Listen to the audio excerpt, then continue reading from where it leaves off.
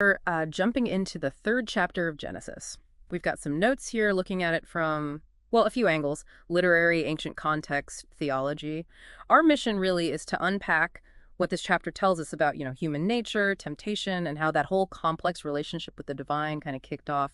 And forget the simple version you might know. This gets pretty interesting. Absolutely. It's fascinating because, it's not just about eating fruit. Not really. It's this really layered exploration of choices, consequences, and surprisingly, this thread of hope that pops up in what seems like a pretty bleak situation. You might actually find yourself seeing this very familiar story in a completely new light. Okay, let's start with the serpent then, because it just appears, right? Chapter 3 opens, "Now the serpent was more crafty than any other wild animal the Lord God had made." No introduction, no origin, just boom, there it is. And it talks. That always struck me as, well, a bit jarring. It is striking. And if you think about the ancient Near East where this was written, serpents were loaded symbols. They weren't just snakes. They can mean chaos, death, deception, things that disrupt order. But paradoxically, also things like wisdom, even fertility sometimes. Genesis seems to tap into all of that. Huh. So much more going on than just a generic bad guy. Exactly. And here's a really crucial detail. The text says it's one of the animals the Lord God had made. That's key. It tells you this isn't some rival god, some equal power fighting god. It's a creature, part of creation itself. Yet it becomes the vehicle for spiritual opposition. And interestingly, that opposition isn't about force. It's about persuasion. Dialogue. Right, the conversation. It starts so subtly, doesn't it? The serpent asks, "Did God really say you must not eat from any tree in the garden?" It immediately makes you question God's generosity, just that slight twist. It does. And notice the distortion. God had said they could eat from every tree but one. Lots of freedom. The serpent flips it, makes God sound really restrictive, casting doubt on, his goodness right from the start. And then Eve responds, but she actually makes the rules stricter. She adds, "or touch it." It's like the message got garbled or maybe exaggerated even before the serpent pushed harder. Precisely. Which suggests maybe there was already a little bit of uncertainty, or maybe not quite a full grasp of what God actually said. And the serpent, being crafty, just jumps right on that modified understanding. And then delivers the punchline. "You will not surely die. God knows that when you eat of it, your eyes will be opened and you will be like God, knowing good and evil." Now, technically, they do get their eyes opened, right? They do gain a kind of knowledge. That's what makes it so insidious. It's not a total lie. That's the cleverness. The deception is in the implication that God's holding back something good, something that would make them equal to him. And the core issue it forces, and really it's an issue for you listening too, is whose definition of good and evil do you trust? God's. Or do you try and grab that authority for yourself? Wow, yeah, that puts it differently. It's not about the fruit itself. It's about authority, knowledge, control. So how does that desire actually lead to the action? Genesis 3.6 kind of walks us through Eve's thought process. It does, yeah. It's a really insightful breakdown of temptation. When the woman saw that the tree was good for food, that's physical desire, and that it was a delight to the eyes, aesthetic desire, and that the tree was to be desired to make one wise, intellectual or spiritual desire. See how it builds? It taps into really fundamental human longings, makes it relatable. It's not just abstract. These desires pile up and that action. Seeing, desiring, she eats. And then, and this is important, she gives some to Adam, who was with her. He wasn't off somewhere else. He was right there, present. Yeah. That really complicates the picture, doesn't it? It wasn't just Eve acting alone. It feels much more like a shared thing. Absolutely. His presence, his lack of objection, it suggests complicity, at least passive agreement. So this shared act, this is the human rebellion, choosing autonomy, saying we'll decide for ourselves. But what's striking is what happens next, or rather what doesn't happen immediately.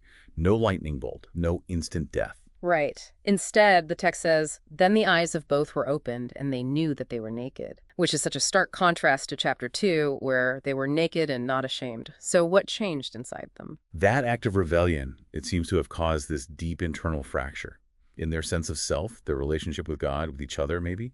Shame is the first listed consequence, a loss of that original innocence and identity.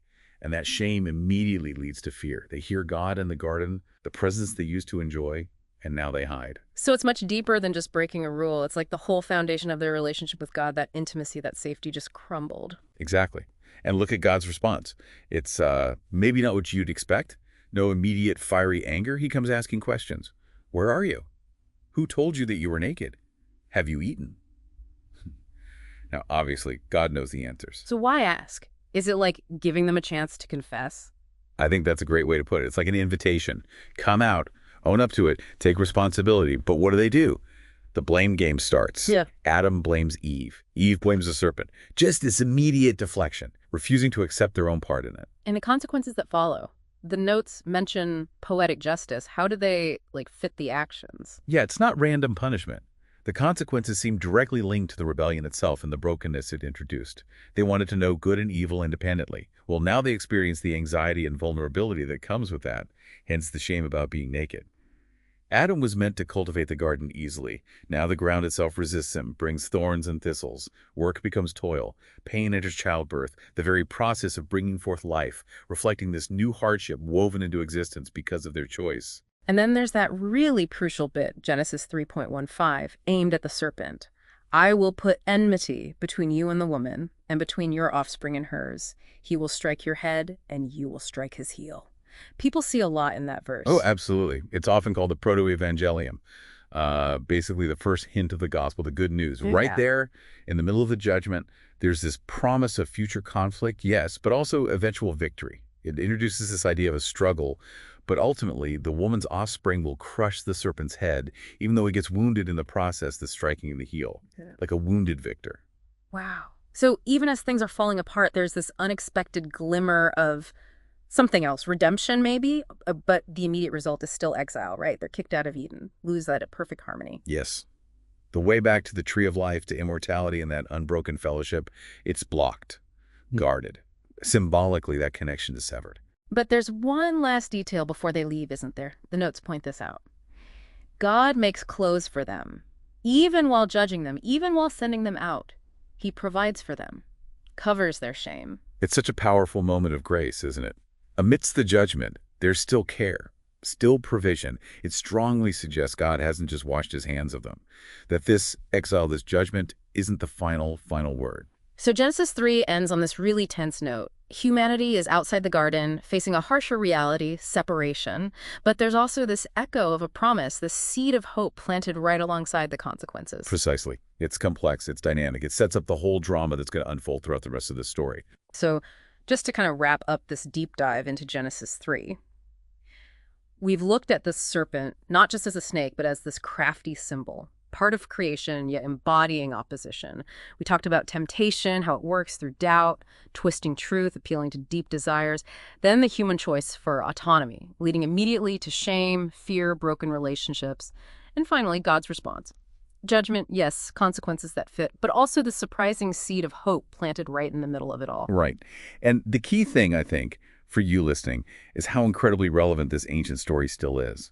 It paints such a vivid picture of the human condition, doesn't it? Our struggles with trust, the pull towards doing things our own way, the reality of consequences. You can probably see those dynamics, doubt, desire, wanting to define good and evil for yourself, playing out in your own life and the choices you face every day. That is a powerful takeaway, and it makes me think about this last question for you to consider.